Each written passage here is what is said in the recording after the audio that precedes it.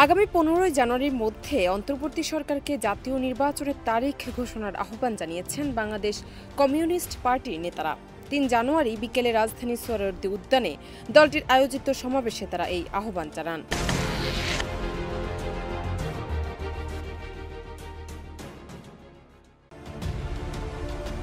এ সময় বিগত আওয়ামী সরকারের সমালোচনা করে নেতারা বলেন, বাম দলগুলোকে এক হয়ে দেশকে রক্ষা করে সামনের দিকে এগিয়ে নিতে হবে।